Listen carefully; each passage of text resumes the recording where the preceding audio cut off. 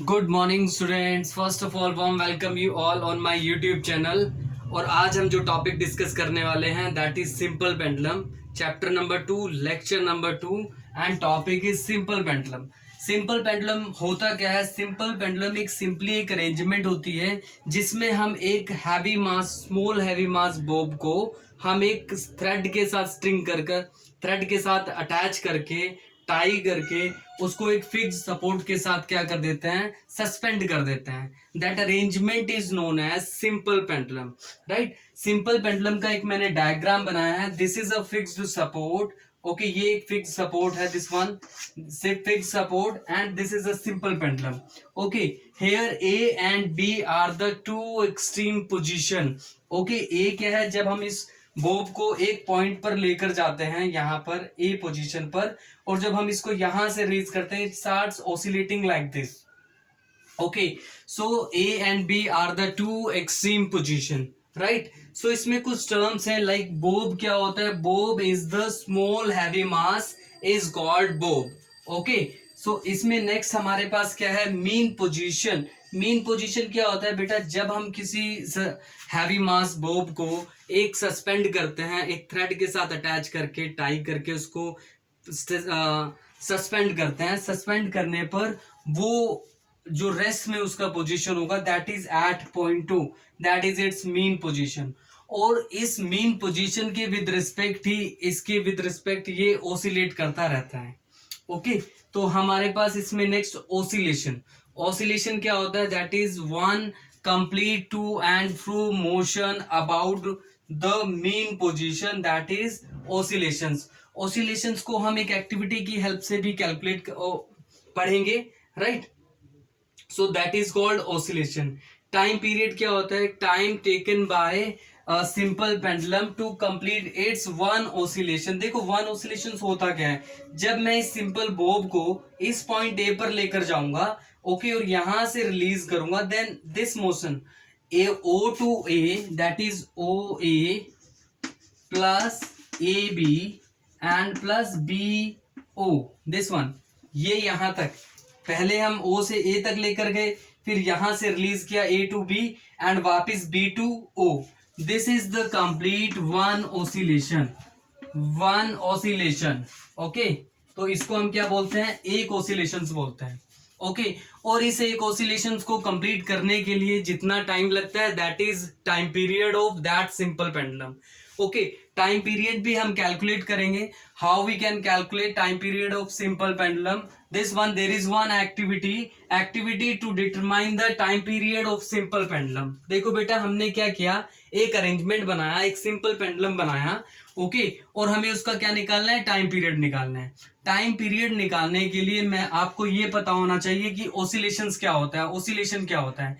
One complete to and fro motion about its fixed position, that is the oscillation, one oscillation. Okay, so इस oscillations को आपने क्या करना है? जब आपको इसके साथ क्या चाहिए? एक स्टॉप वॉच चाहिए। स्टॉप वॉच से जैसे ही आप इस पॉइंट पर लेकर जाओगे और यहां से आप स्टॉप वॉच को ऑन करोगे, आपको ये ओसिलेशंस काउंट करना है। ओके, सपोज कीजिए आपने 15 ऑसिलेशंस काउंट किए या 20 ऑसिलेशंस काउंट किए। जैसे ही 20 ऑसिलेशंस कंप्लीट हो जाएंगे, देन आपको क्या करना है? आपको उस टाइम पीरियड को नोट कर लेना है, राइट। और टाइम पीरियड को देखो, यहां पर मैंने 20 ऑसिलेशंस लिखे हैं। आप 15 भी ले सकते हैं, 10 भी ले सकते हैं, 20 भी ले सकते हैं, 25 भी ले सकते हैं, that is your choice. Okay, so आपने क्या करना है? आपने उन ऑसिलेशंस को काउंट करना है, राइट। उन ऑसिलेशंस को काउंट करने के बाद आपने टाइम पीरियड जो आएगा उस टाइम पीरियड को डिवाइड कर देंगे, that is the time period of that simple pendulum. Okay, and there is one conclusion, the time period of simple pendulum of a given length remains constant. अगर हम उस पर सपोज कीजिए हमने इतनी लेंथ को फिक्स किया है, जब हम इसका टाइम पीरियड निकालेंगे 20 ऑसिलेशंस के लिए, तो वो टाइम पीरियड क्या रहेगा? फिक्स रहेगा। Okay, so that is fixed at a given place. Okay, okay students, अब हमारे पास कुछ डेफिनेशंस हैं, उनको डिस्कस करते हैं। डिस्टेंस क्या होता है? ओके, डिस्टेंस क्या होता है? Distance is the path covered between two point, path covered or traveled between 2 points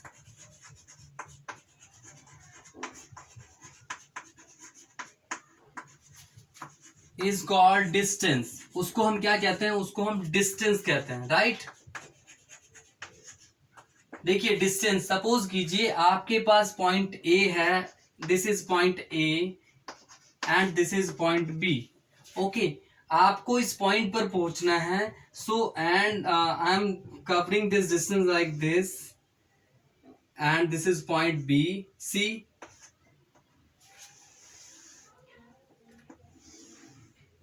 this is my the distance covered. Okay, D. मैंने इस रोड को कवर करते हुए, इस पाथ को कवर करते हुए मैं इस पॉइंट बी पर गया, right? So this one A C, I am writing over there, A to C plus C to D and plus B to D. This is what? This is distance. Okay, so distance की definition आपको clear हो गई होगी. यहां से distance क्या होता है? The path covered, path travelled between 2 points. 2 points के बीच का डिस्टेंस ट्रैवल करना, पाथ कवर करना, that is distance. SI unit is, SI unit of distance is metre. Okay, इसकी एसआई यूनिट क्या होती है? मीटर होती है. क्लियर हो गया यहां से? ओके, यहां पर हमने एक डेफिनेशन और डिस्कस करनी है, दैट इज स्पीड. और स्पीड भी आप पढ़ते आए हुए हैं, आपने प्रीवियस क्लास में भी डिस्कस किया था. ओके, सो स्पीड क्या होता है? The distance travelled by object, the distance covered by, distance covered by an object to the, यहां पे लिखिए the ratio of distance covered by an object to the time taken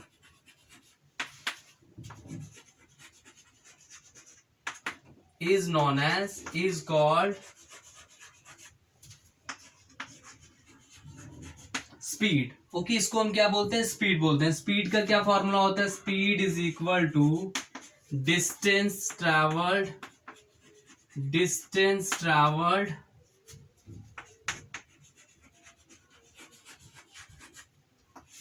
upon time taken. Okay, so distance travel to the time taken, that is a speed. और यहां पर हम इसका SI unit भी निकालेंगे. एसआई यूनिट क्या होता है डिस्टेंस का? दैट इज स्पीड का एसआई यूनिट होता है, डिस्टेंस का होता है मीटर एंड इसका क्या होता है? सेकेंड. ओके, सो यहां पर आंसर क्या आएगा? यूनिट आएगा मीटर पर सेकेंड एंड सीजीएस यूनिट आएगा आपके पास. CGS यूनिट इज सेंटीमीटर पर सेकेंड. ओके, बिकॉज जो टाइम सी स्मॉलर यूनिट होता है, डिस्टेंस का मीटर होता है and smaller unit for the time is second. Okay, so this is the SI unit and CGS unit of speed. Okay, तो हमारे पास दो टर्म और भी है यहाँ पर. यूनिफॉर्म मोशन क्या होता है, एक नॉन यूनिफॉर्म मोशन क्या होता है, फिर हम इसकी स्पीड की भी डिस्कस करेंगे. यहाँ पर हम बात करते हैं यूनिफॉर्म मोशन की. Uniform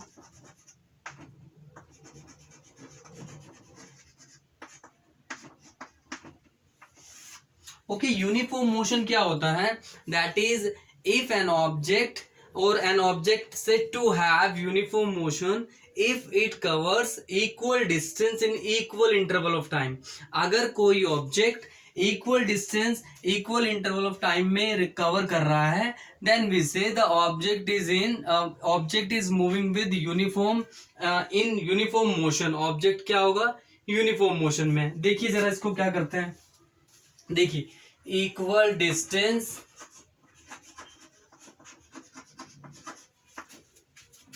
covered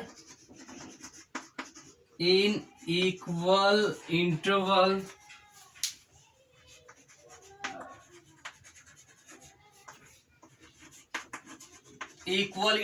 of time. Okay, that is uniform motion. Suppose कीजिए this is the complete distance A, B and C and D. Suppose कीजिए एक पर्सन 9 o'clock यहाँ पर है एंड आफ्टर 10 o'clock यहाँ पर पहुंचा, 10 AM, then 11 AM and 12 noon.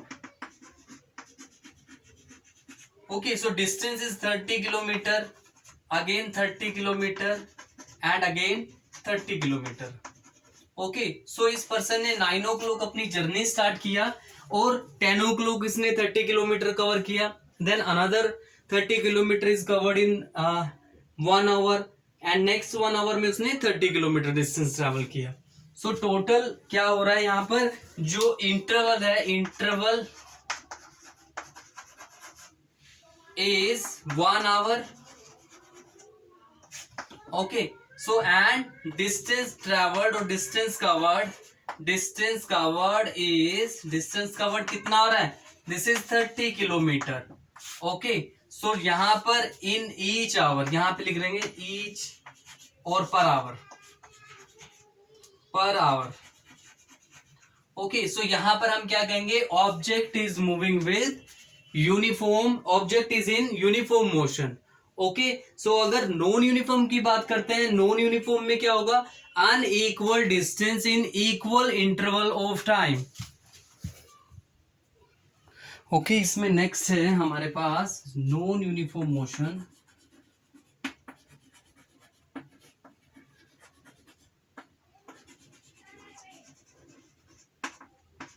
Non uniform motion क्या होता है, नॉन यूनिफॉर्म में आपके पास जो ऑब्जेक्ट होता है इक्वल इंटरवल तो होता है but it covers unequal distance. Okay, so when an object is said to have non uniform motion if it covers unequal distance in equal interval of time. Okay, an object is said to have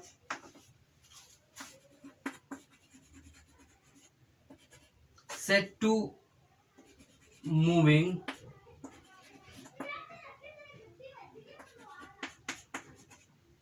said to have non-uniform motion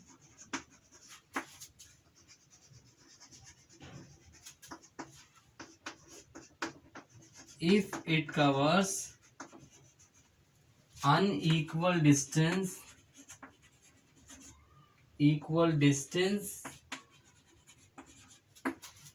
in equal interval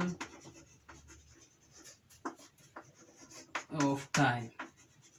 okay, object non uniform motion, object के पास non uniform motion कब होगा, जब वो unequal distance travel करेगा equal interval of time में। देखो यहाँ पर तो उसने हर एक इंटरवल में 30 किलोमीटर डिस्टेंस ट्रैवल किया, राइट। यहाँ पर क्या होगा, this one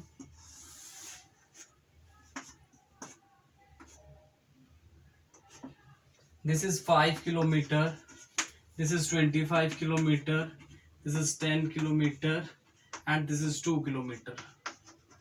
okay, so now timing is half an hour, या आप इसको 1 hour लीजिए, 1 hour and 1 hour। okay, so A B C D E। Okay, so interval कितना है, equal interval of 1 hour।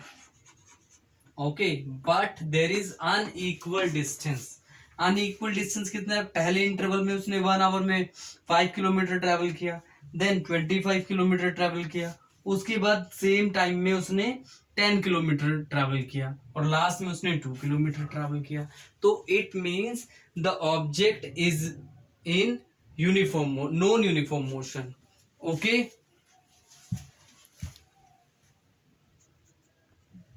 Okay बेटा, इसमें हमारे पास नेक्स्ट है uniform speed.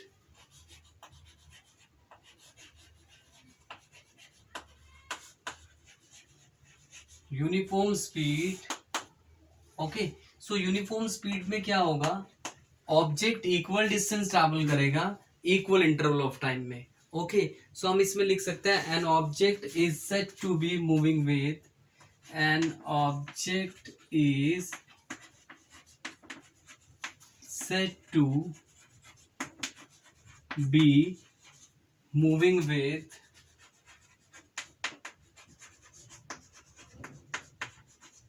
uniform speed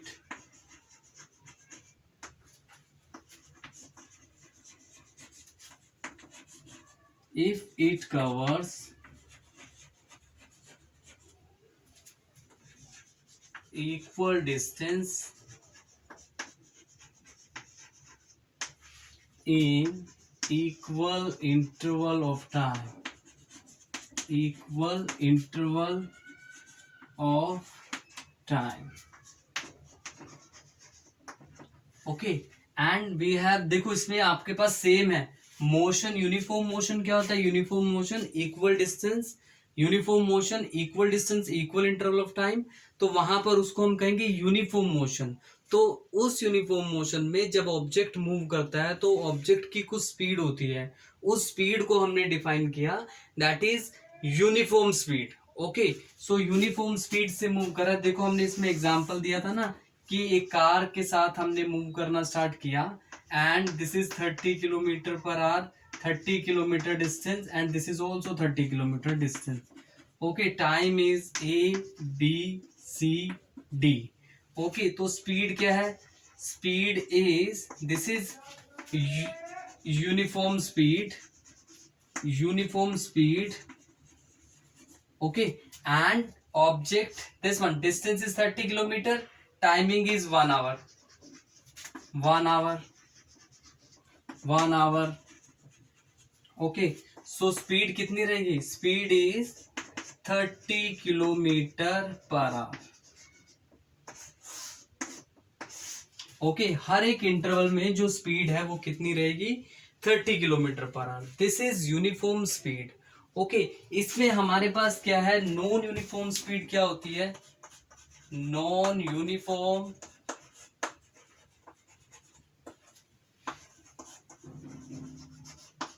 non uniform speed क्या होती है? इसमें क्या होगा? Object travels unequal distance, right?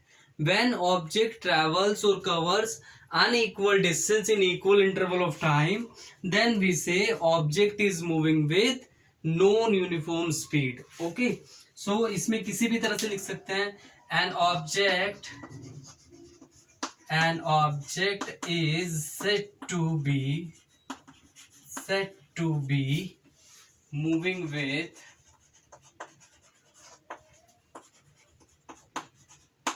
non uniform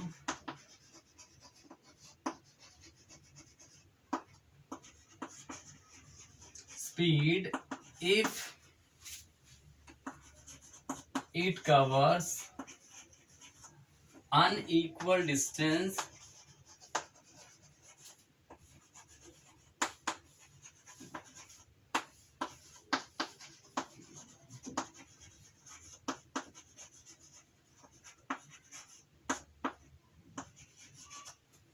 interval of time. Okay, so इसमें भी वही रहेगा आपके पास।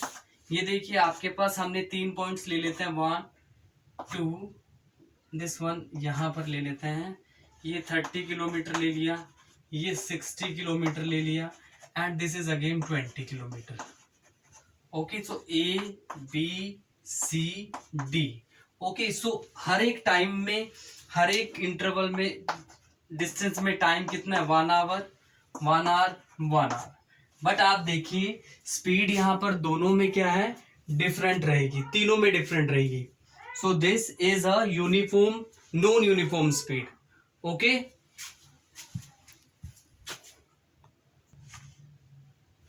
ओके स्टूडेंट्स, इसमें नेक्स्ट है हमारे पास एवरेज स्पीड। एवरेज स्पीड क्या होता है? That is the total distance travelled by to the time taken. Now you can see average speed हम इस केस में निकाल कर दिखाएंगे। What is the ratio of total distance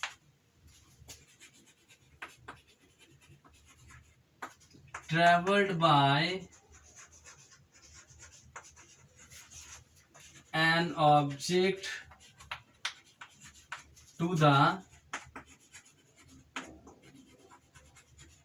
total time taken,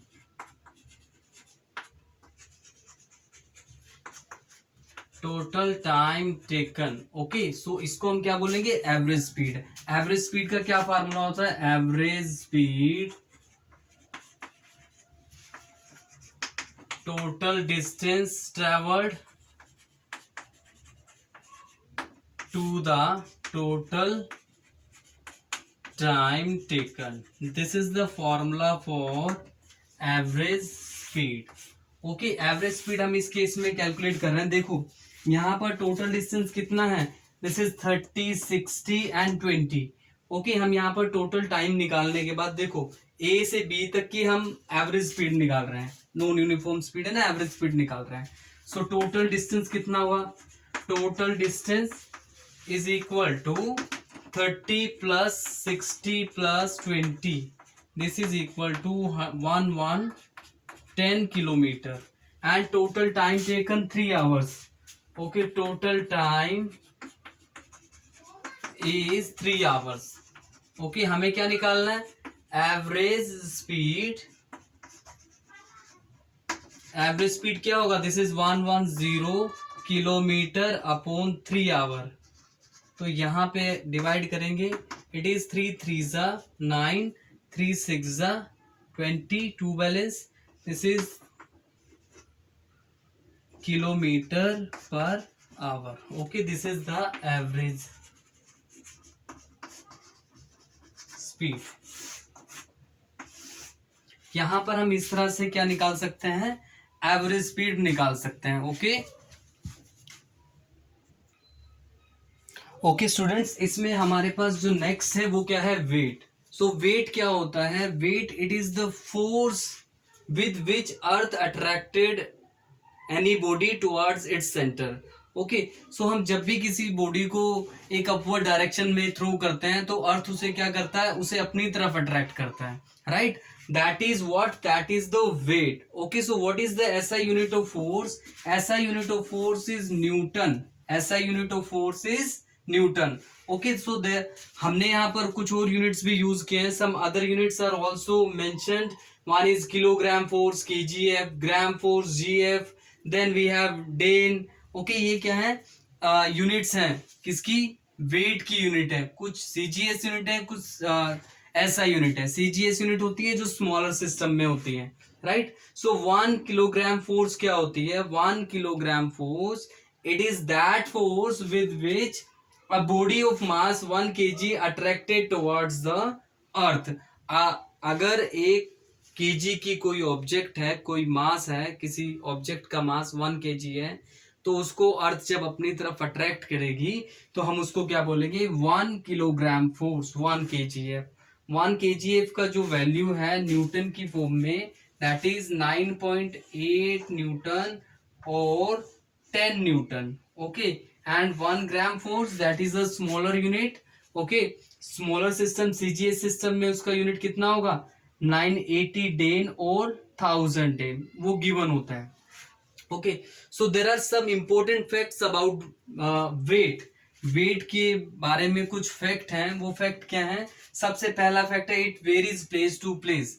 place to place vary करता है, reason वो किसके ऊपर डिपेंड करता है, वो gravitational, this one it depends upon the gravitational force, g की वैल्यू के ऊपर डिपेंड करता है। लाइक जी की वैल्यू चेंज होगी तो मास क्या हो जाए, जो वेट होगा वो चेंज हो जाएगा। So it vary place to place. Okay, इसमें हमारे पास जो नेक्स्ट है, weight is maximum at poles and minimum at equator. Equator के ऊपर मिनिमम होता है, रीजन मैंने लिखा हुआ है यहाँ पर, पोल्स के ऊपर जो ग्रेविटेशनल फोर्स होती है वो मैक्सिमम होती है, तो वहां पर क्या होगा, वेट मैक्सिमम होगा, और इक्वेटर पर मिनिमम होती है तो वहां पर क्या होगा, जो उसका वेट होगा मिनिमम होगा। रीजन ग्रेविटेशनल फोर्स क्या है, मिनिमम है। क्योंकि मैंने आपको अभी पहले पॉइंट में बताया कि वो प्लेस टू प्लेस वेरी क्यों करती है, प्लेस टू प्लेस जी की वैल्यू चेंज हो जाती है। अगर जी की वैल्यू चेंज होगी तो उसके जो वेट में चेंजेस आ जाएंगे। इसमें हमारे पास नेक्स्ट पॉइंट है, as we go up weight of the body decreases.